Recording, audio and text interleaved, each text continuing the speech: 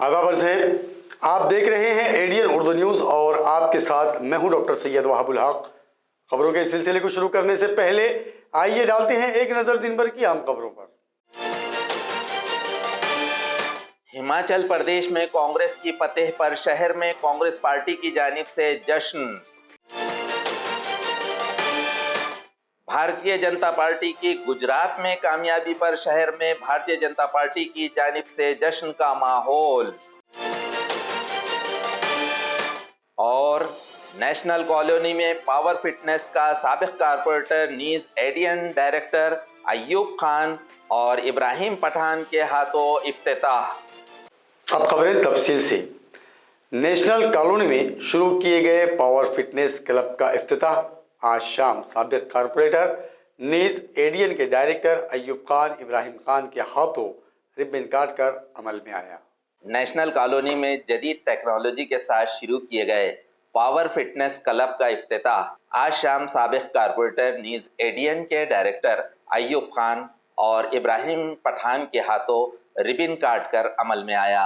इस मौके पर साबिक कारपोरेटर इलियास किरमानी, नासिर नाहदी चौश, मोहम्मद मुस्तकीम, मोहम्मद फ़हीम, रमीज़ पठान, अमीन अंसारी, मोहम्मद एजाज वगैरह के अलावा कसीर तादाद में लोग मौजूद थे। आज हिमाचल प्रदेश में कांग्रेस पार्टी ने बेमिसाल कामयाबी हासिल की है, बल्कि यूं कहा जाए कि कांग्रेस पार्टी ने बीजेपी को चारों खाने चित कर दिया है। इसका इजहार करने के लिए आज औरंगाबाद में गांधी भवन शाहगंज में आज दोपहर को जश्न मनाया गया। इस मौके पर कांग्रेस पार्टी के तमाम ओहदेदारान और वर्कर्स मौजूद रहे। एडीएन से बात करते हुए ओहदेदारान ने मजीद मालूमात फराहम की। हिमाचल प्रदेशच्या निवडणुकीच्या निकालानंतर काँग्रेस पक्षाच्या कार्यकर्त्याच्या निमित्त या औरंगाबादच्या शहर काँग्रेस कमिटी आणि जिल्हा काँग्रेस कमिटीच्या वतीने आम्ही हिमाचल प्रदेश काँग्रेस कमिटीचं या ठिकाणी अभिनंदन करतो आणि काँग्रेस पक्षाचे सर्व प्रदेशात अखिल भारतीय काँग्रेस कमिटीचे अध्यक्ष आदरणीय मल्लिकार्जुन खरगे साहेबांची निवड झाल्यानंतरचाही हा पहिला विजय आहे। आदरणीय सोनिया गांधींनी आजपर्यंत या पक्षाला इथपर्यंत आणून संघटना बांधणी केली।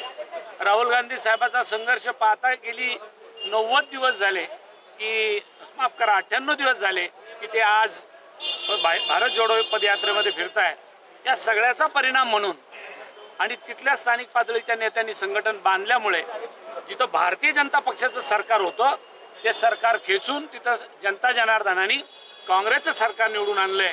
मी तिथल्या सर्व जनता जनार्दनाला काँग्रेस पक्षाच्या वतीने धन्यवाद देईल, तिथल्या काँग्रेस जनाला अभिनंदन करेल आणि इथून पुढच्या काळात येतो अभी झाकी आहे पिक्चर अभी बाकी आहे आणि लवकरच तुम्हाला हे सगळं चित्र देशभर पाहायला मिळेल आणि महाराष्ट्र राज्यात सुद्धा पाहायला मिळेल। मैं सबसे पहले हिमाचल प्रदेश की जनता का औरंगाबाद शहर कांग्रेस कमेटी की तरफ से मुबारकबाद देता हूं, उनका अभिनंदन करता हूं कि उन्होंने एक तानाशाही सरकार को, भाजपा सरकार को वहां से नीचे खींचा है। ये लोगों ने देख लीजिए, देश में अब चल रहा है कांग्रेस की सरकार 2024 में आने वाली है। लोगों ने बता दिया है, हिमाचल में जो निर्णय हुआ है, जो भाजपा को नीचे गिराया है, लोगों ने बता दिया है कि कांग्रेस ही सब एक ऐसी पार्टी है जो सबको लेके चलने वाली पार्टी। सबका विकास कांग्रेस के साथ बिल्कुल मजबूत होगी। आपको दिख रही नहीं कि पूरी मजबूती कांग्रेस है, हर जगह पूरे महाराष्ट्र में, पूरे देश में कांग्रेस मजबूत है। गुजरात में आज भारतीय जनता पार्टी की फतह का जश्न शहर औरंगाबाद में भारतीय जनता पार्टी की जानिब से मनाया गया। इस मौके पर शहर जिला सदर सुरेश बोरारकर की क़यादत में उस्मानपुरे में बड़े धूमधाम से जश्न मनाया गया। भूतो न भविष्य असा रिझल्ट गुजरातमध्ये लागलेला आहे।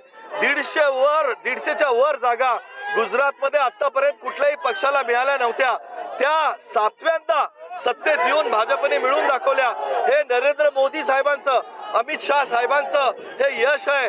त्यांनी केलेलं जे गुजरात मधलं कार्य आहे त्या कार्याची पावती ही गुजरातच्या जनतेने दिलेली आहे. म्हणून मी गुजरातच्या जनतेचं मनापासून आभार मानतो. येणाऱ्या काळामध्ये महाराष्ट्रामध्ये महानगरपालिकेच्या निवडणुका आहेत आणि या निवडणुकीमध्ये आज देवेंद्र फडणवीस साहेबांच्या नेतृत्वाखाली सरकारमध्ये आणि एकनाथ शिंदे साहेबांच्या नेतृत्वाखाली आज महाराष्ट्र हे लोकांचं सरकार असलेलं हे सरकार आहे. त्यामुळे लोकांमध्ये प्रचंड असा उत्साह आहे आणि येणाऱ्या काळामध्ये महानगरपालिका या भारतीय जनता पार्टी आणि शिंदे गटाचा हे जिंकणार आहे, त्याच्यात काही शंका नाही.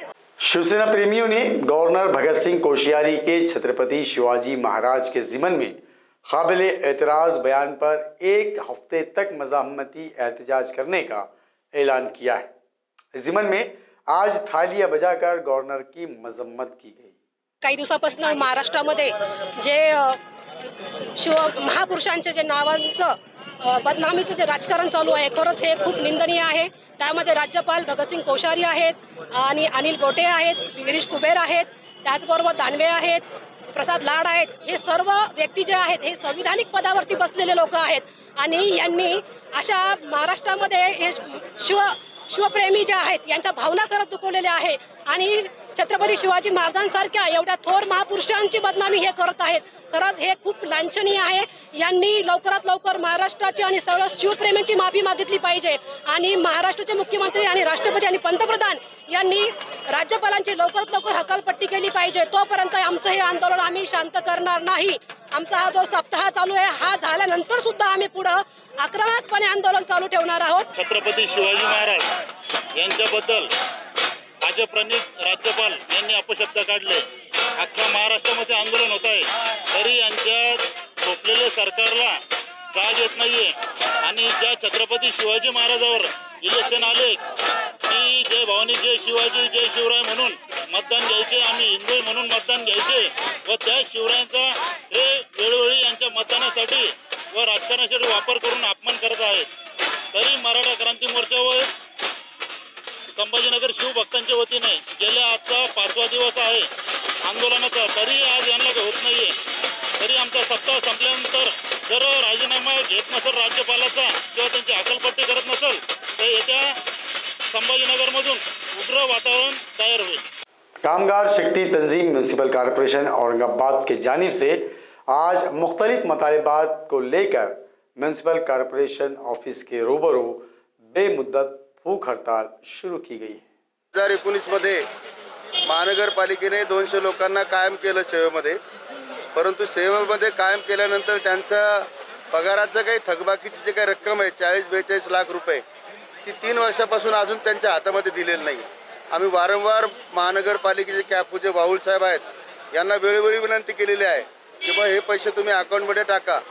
मे पासून त्यांनी आम्हाला सांगितलं की मेला टाकतो, जूनला टाकतो, जुलैला टाकतो, परंतु आता डिसेंबर संपत आला आणि नवीन वर्ष सुरू होतंय तरी वाहुल साहेबांनी त्यांच्या अकाउंटमध्ये पैसे टाकलेले नाही आहेत. दुसरा मुद्दा, त्यांचे सर्व्हिस बुक भरल्या गेले परंतु पैसे मिळाले नाहीत. जुनी पेन्शन योजना लागू झाली पाहिजे हा एक आमचा विषय आहे, तो शासनाकडे प्रलंबित आहे, शासनाकडून रिजेक्ट होऊन आलेला आहे. पण पुन्हा आमचं म्हणणं आहे की नव्यानं तो प्रस्ताव महानगरपालिकेने शासनाकडे पाठवावा. त्यानंतर जे महापालिकेचे कर्मचारी रात्रंदिवस काम करतात, हिवाळ्याचे दिवस आहेत, थंडी भरपूर आहे, गरम कपडे आहेत, गणवेश आहे, बूट आहे, चप्पल आहे, मास्क आहे, या सुविधा सुद्धा महापालिकेने अद्याप कर्मचाऱ्याला दिलेल्या नाही आहेत. त्याचप्रमाणे आमचे बचत गटाचे जे कर्मचारी आहेत, कंत्राटी कामगार आहेत, त्यांना 3-3 महिने पगार दिले जात नाही. महापालिका म्हणते आमची आर्थिक परिस्थिती खराब आहे. आर्थिक परिस्थिती खराब आहे ते कर्मचारी किंवा सफाई कामगार थोडी त्याला दोषी आहेत. तर ही आर्थिक परिस्थितीच्या नावाखाली जे काही शोषण सुरू आहे कर्मचाऱ्याचं, त्यांच्या पगार वेळेवर न होणे, त्यांचे थकबाकीचे पैसे न देणे, त्यांना त्यांच्या अडीअडचणी समजून न घेणे, या संदर्भात हे उपोषण आहे. कालपासून उपोषण सुरू होतं, अद्यापही कोणता अधिकारी या ठिकाणी आला नाही. आमचं म्हणणं आहे की महानगरपालिकेचा 40वा वर्धापन दिन आहे, पण या वर्धापन दिनाच्या दिवशी महापालिकेच्या कर्मचाऱ्याला एक बिस्किटचा पुडा तरी द्यायला पाहिजे होता, त्यांचा गौरव करायला पाहिजे होता, त्यांचा सत्कार करायला पाहिजे होता. आपल्या शहराची साफसफाई करणारे लोक आज उपाशी आहेत, त्यांच्याकडे दुर्लक्ष करून या महापालिकेला हा 40वा वर्धापन दिन साजरा करणं किती उचित आहे हे आम्हाला समजत नाही. म्हणून मी विनंती करतो की प्रशासनाला की तात्काळ या प्रश्नाकडे लक्ष द्या आणि कामगारांचे प्रश्न लवकर सोडवा. त्यांचे पगार असतील, अडीअडचणी असतील, त्यांची थकबाकी असेल, या बाबतीमध्ये न्याय द्यावा एवढीच माझी विनंती आहे. घाटी अस्पताल में महाराष्ट्र मुलाजमीन की तंजीम से मुंसलिक आईटेक की तवील लड़ाई के बाद इंतजामिया पीछे हो गई है। कॉन्ट्रैक्ट मुलाजमीन के तनख्वाहों का फ़र्क उनके खातों में जमा किया जा रहा है। उसकी इत्तला एडियन से बात करते हुए कामगार रहनुमा एडवोकेट अभय टकसाल ने दी। शासकीय वैद्यकीय महाविद्यालय रुग्णालय औरंगाबाद येथील कथित कंत्राटी कामगार ज्यांना कोविड योद्धा म्हणून ज्यांच्यासाठी टाळ्या वाजवल्या गेल्या, थाळ्या वाजवल्या गेल्या, PPE किट, N95 मास्क शिवाय त्यांनी काम केलं, रुग्णांची सेवा केली। कोविडच्या पहिल्या लाटेत आणि दुसऱ्या लाटेत देखील अतिशय त्यांनी विक्रमी काम केलं, रुग्णांची सेवा केली, त्यांचे जीव वाचवले, त्यांना प्यायला पाणी दिलं, त्यांना जेवायला घातलं, त्यांची शुश्रूषा केली। अशा कोविड योद्ध्यांना किमान वेतन देखील दिलं जात नव्हतं। 12,500 रुपये किमान वेतन हे शासनाने निर्धारित केलेलं असताना त्यांना 7,000 आणि 7,500 रुपये असे त्यांना मिळायचे, तेही पूर्ण महिनाभर काम केलं तर। अशा परिस्थितीमध्ये महाराष्ट्र कामगार कर्मचारी संघटना संलग्न आयटकचे सभासद झाल्यापासून गेल्या 3 वर्षापासून आम्ही आंदोलन करत होतो। निदर्शनं केले, मोर्चे केले, उपोषणं केले, पदयात्रा केले, असं 3 वर्ष आंदोलन केल्यानंतर आता कुठे त्यांच्या 2020चा जो किमान वेतनाची जी थकीत रक्कम आहे, जो फरकाची रक्कम आहे, जी डीन मेडिकल कॉलेज हॉस्पिटल यांनी कपात करून ठेवलेली होती, ती आता 6 महिन्यानंतर कपात केल्यानंतर आता काल त्यांच्या खात्यामध्ये जमा झाली। हा आयटकचा आणि कामगारांचा मोठा विजय आहे। याचबरोबर हे तिसरे डीन आहेत, म्हणजे 3 डीन हे करू शकले नाही, आता हे 4थे डीन आहेत, त्यांनी हे केलेलं आहे। त्यांचे देखील मी आभार मानतो, परंतु हे त्यांचं कर्तव्य होतं हे देखील त्यांनी जाणून घेतलं पाहिजे। ज्या कर्मचाऱ्यांनी त्रास दिला त्यांनी लक्षात ठेवावं की तुम्हाला 7वा वेतन आयोग आहे, परंतु यांना किमान वेतन देखील तुम्ही मिळू देत नाही, याचा देखील आम्ही निषेध करतो। इथूनही पुढे मोठी आमची लढाई आहे। परमनंट होण्यासाठी, किमान वेतन मिळवण्यासाठी आमची मोठी लढाई आहे, ती चालूच राहील। सर्व कामगारांच्या एकजुटीचा हा विजय आहे आणि त्याचबरोबर प्रसार माध्यमांनी देखील आम्हाला चांगल्यापैकी साथ दिली, त्यांचे देखील मी आयटक तर्फे आभार मानतो।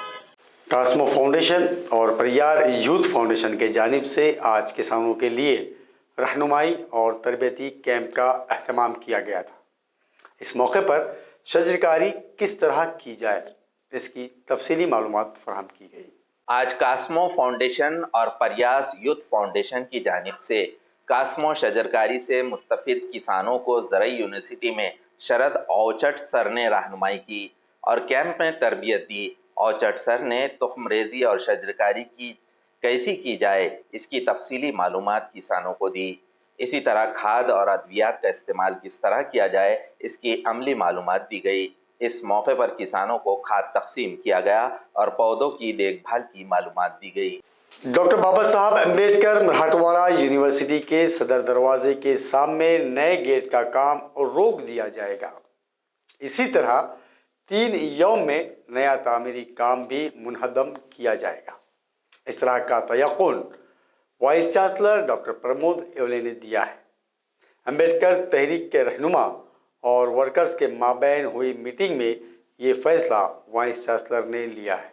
येवले साहेबांना भेटलो, येवले साहेबांनी आम्हाला गेट तोडण्याबाबतचं आश्वासन दिले आहे। आम्ही त्यांना सांगितलं आहे की इथे प्रति गेट नको आहे का या गेटसाठी अनेकांनी लढे दिले, अनेक शहीद झाले, अनेक घरांच्या राख रांगोळ्या झाल्या, गौतम वाघमारे गेला आणि या कामी उभ्या महाराष्ट्राने तो लढा दिलाच आहे। पण गाडे साहेबांनी 17 वर्ष या नामांतरासाठी लढले आणि नामांतर झालं त्याही वेळेला गाडे साहेबांना जेलमध्येच ठेवण्यात आलं का आणखीन काही गडबड होईल का। तेव्हा या संदर्भात आम्ही माननीय येवले साहेबांना भेटलो आणि त्यांनी आम्हाला गेट तोडण्याबाबतचं 2-3 दिवसात आश्वासन दिलं आणि त्या पद्धतीने ते करणार आहेत। आणि दुसरी गोष्ट माझ्या कार्यकर्त्यांनाही मी समज दिली की आता विशी साहेबांनी आपल्याला सांगितलेलं आहे, आपण एवढंच बोललो की इथे जे गेट आहे, जे आमचं श्रद्धास्थान आहे, त्यासाठी आमच्या लोकांनी खूपच म्हणजे त्याग केलेला आहे, कष्ट केलेले आहेत आणि नामांतरासाठी खूप झटलेले आहेत, म्हणून हे श्रद्धेचं स्थान आहे। तेव्हा या गेटलाच काय सुशोभीकरण करायचं ते करा। या विद्यापीठासाठी 22 लोकांनी स्वतःचं बलिदान दिलेलं आहे। हजारो लोकांचे घर बेचिराग झाले, संसार उद्ध्वस्त झालेत. अशा वेळी जर लोक आपला जीव देण्यासाठी मागं पुढे त्या काळात त्यांनी पाहिलं नाही, त्यांचा जीव देऊन बलिदान देऊन जरी वाचतो हे विद्यापीठ आम्ही मिळवलेलं आहे. तर याच्यासाठी आम्ही हजारो लोक जेलमध्ये सुद्धा जाऊ शकतो याची जाणीव तुम्ही ठेवा. तुम्ही जर हे गेट नाही तोडलं तर मग मात्र आम्ही स्वतःच येऊन हे तोडू याची नोंद तुम्ही घ्यावी. आणि 14 जानेवारीला ज्यावेळेस लाखोच्या संख्येनं समुदाय इथे येईल तर हा समुदाय कदाचित मग रोष म्हणून तुमच्या घरापर्यंत देखील येऊ शकतो. ही तुम्हाला सूचना द्यायसाठी आम्ही आलो. ही ज्यावेळेस कुलगुरूला आम्ही सांगितलं आणि आंदोलनामध्ये सहभागी असलेले जे विद्यार्थी नेते वगैरे होते त्यांना हॉलमध्ये यावं लागलं. 200-250 लोकांचं ते डेलिगेशन होतं. आणि मग ते साऱ्या प्रक्षोभक भावना जाणल्यावरती कुलगुरूंनी सांगितलं की मी उद्या 2 दिवस सुट्टीचे आहेत म्हणे, मला 2-3 दिवस द्या आणि मी ते तुम्हाला तात्काळ जमीनदोस्त करून देईल, तुम्ही आम्हाला लेखी पत्र द्या. लेखी पत्र देण्याच्या संदर्भामध्ये कुलगुरूंनी त्यांची हतबलता व्यक्त केली.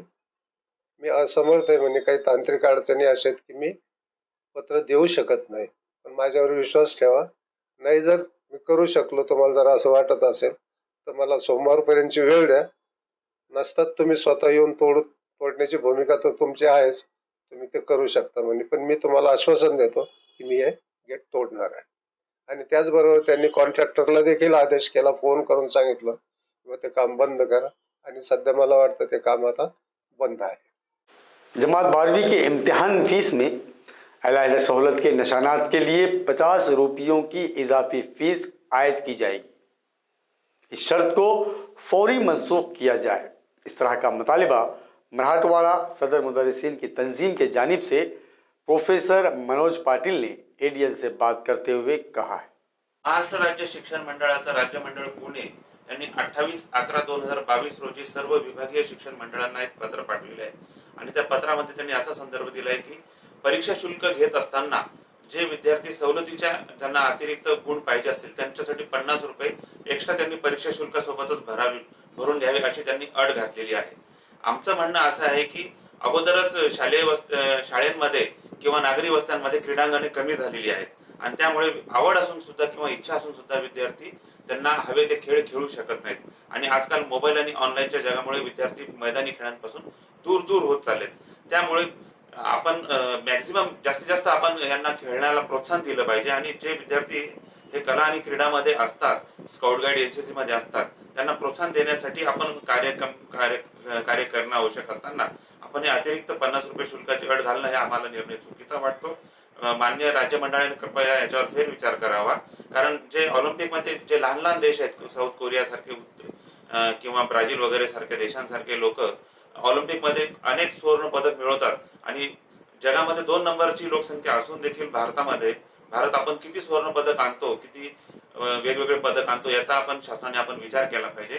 म्हणून कला, क्रीडा आणि एनसीसी, स्काउट गाईड अशा विविध प्रकारातून जे विद्यार्थी अतिरिक्त गुण मिळवू इच्छितात, त्यांना सवलतीचे गुण मिळवू इच्छितात, त्यांना ही 50 रुपये शुल्काची अट मान्य राज्य मंडळाने रद्द करावी अशी आम्ही मागणी करीत आहोत. बहुजन रिपब्लिकन सोशलिस्ट पार्टी की जानिब से अपने मुख्तलिफ मुतालिबात और अहम मौज़ूआत पर एक प्रेस कॉन्फ्रेंस में तफसीली मालूमात दी गई.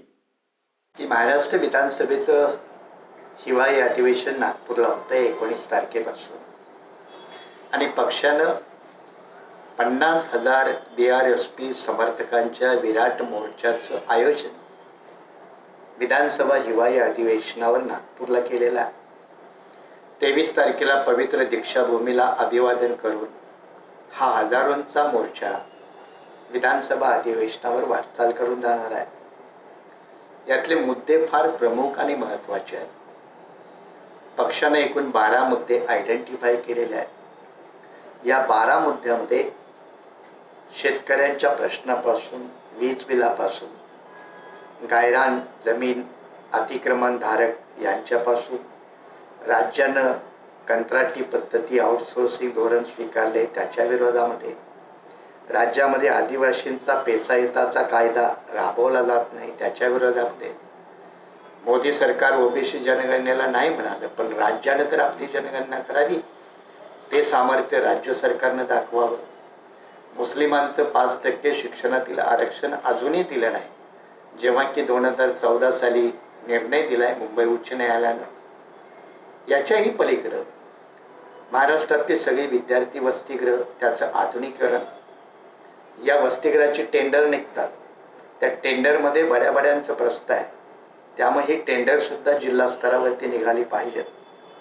याच्याही पलीकडं वीज बिलाचा मोठा प्रश्न आहे की महाराष्ट्रामध्ये शेतकऱ्यांच्या थकबाकीपोटी अनेक शेतकऱ्यांना आत्महत्या करायला भाग पाडल्या. ती वीज बिलं थकबाकीत आहे, ते थांबवावी आणि वर्तमान बिलापासून सुरू करावं, ही सुद्धा पक्षाची भूमिका आहे. जिल्हा तालुका स्तरावरती आघाड्या निर्माण करून पक्ष या निवडणुकामध्ये एस्टॅब्लिश होईल, ज्याचा उपयोग भविष्यातील राजकारण उभं करण्यासाठी केलं जाईल. BRSP, निवडणूक आयोग केंद्र सरकार, निवडणूक आयोग राज्य सरकार यांच्याकडे नोंदणीकृत आहे, गुजरातमध्ये आहे आणि त्यामुळे पक्षाची सदस्यता मोहीम 2023 करता ही 6 डिसेंबरला चैत्यभूमीवरून सुरू झालेली आहे आणि ती 14 एप्रिल 2023 पर्यंत चालेल. अशा पद्धतीनं पक्ष संघटनेचा देखील कार्यक्रम याच्यामध्ये समाविष्ट आहे. रियासत में मर्दों का कमीशन कायम किया जाए, वरना महाराष्ट्र रियासत छोड़कर कर्नाटक चले जाएंगे. इस तरह का इशारा बीवियों से मुतासरा मर्दों की तंजीम के जानिब से दिया गया है. तंजीम के सदर भारत फुलारे ने मजीद मालूमात दी है. महिलांवर जर अन्याय अत्याचार झाला किंवा महिलांचा जर छळ झाला तर अशा अन्याय अत्याचाराला वाचा फोडण्यासाठी महिला ह्या राज्य महिला आयोग महाराष्ट्र यांच्याकडे तक्रार देऊ शकतात आणि आपल्यावरील झालेल्या अन्यायाला वाचा फोडू शकतात. परंतु दुर्दैवाची गोष्ट अशी आहे की पुरुषांवर जर अन्याय अत्याचार झाला, आज जर परिस्थिती बघितली तर पुरुषांवर देखील महिलांकडून अन्याय अत्याचार होतोय, पुरुषांचा देखील छळ होतोय आणि अशा छळ झालेल्या पुरुषांना जर आपली तक्रार मांडायची असेल, व्यथा मांडायची असेल तर कुठेही महाराष्ट्रात स्थान नाही आहे आणि कोणी सिस्टीम हे पुरुषांचं ऐकून घ्यायला तयार नाही आहे. अशा प्रकारामुळे पुरुष एकदम हतबल झालेला आहे आणि म्हणून आमची अशी मागणी आहे की महाराष्ट्रात राज्य महिला आयोगाप्रमाणे राज्य पुरुष आयोगाची स्थापना झाली पाहिजे आणि या स्थापनेसाठी आम्ही मागील गेल्या 7 वर्षापासून शासनाला विनंती करतोय, शासनाला निवेदन देतोय, आम्ही आंदोलने देखील केले, परंतु कुठलाही समर्पक कारवाई आमच्या मागणीवर झालेली नाही आहे. आमच्या आश्रमात जवळजवळ 10,763 पत्नी पीडितांची नोंद झालेली आहे आणि हा आकडा मोठा आहे आणि एवढा मोठा आकडा जर वाढत चालला असेल तर हा देशाला पण घातक आहे. म्हणून महाराष्ट्र शासनाने आमच्या मागणीकडे लक्ष द्यावे, आमच्या मागणीचा विचार करावा आणि महाराष्ट्रात राज्य पुरुष आयोगाची स्थापना व्हावी आणि जर आमची मागणी महाराष्ट्र शासनाने ऐकली नाही तर महाराष्ट्र सोडून जाण्याची वेळ आमच्यावर आलेली आहे. म्हणून आम्ही नक्कीच जर शासनाने जर आमची म्हणणं ऐकत नसेल, आमची मागणी पूर्ण करत नसेल तर आम्ही महाराष्ट्र सोडून कर्नाटकात जाणार, ही आमची भूमिका आहे. खबरों के सिलसिले को खत्म करने से पहले आइए डालते हैं फिर से एक नजर दिन भर की अहम खबरों पर. हिमाचल प्रदेश में कांग्रेस की फतेह पर शहर में कांग्रेस पार्टी की जानिब से जश्न. भारतीय जनता पार्टी की गुजरात में कामयाबी पर शहर में भारतीय जनता पार्टी की जानिब से जश्न का माहौल. और नेशनल कॉलोनी में पावर फिटनेस का साबिक कारपोरेटर नीज एडियन डायरेक्टर अय्यूब खान और इब्राहिम पठान के हाथों इफ्तिताह. नाजरीन, ये थी आज की खबरें. कल फिर मुलाकात होगी नई खबरों के साथ. तब तक अपना ख्याल रखिए और देखते रहिए ADN उर्दू न्यूज़, आवाज़ हर दिल की.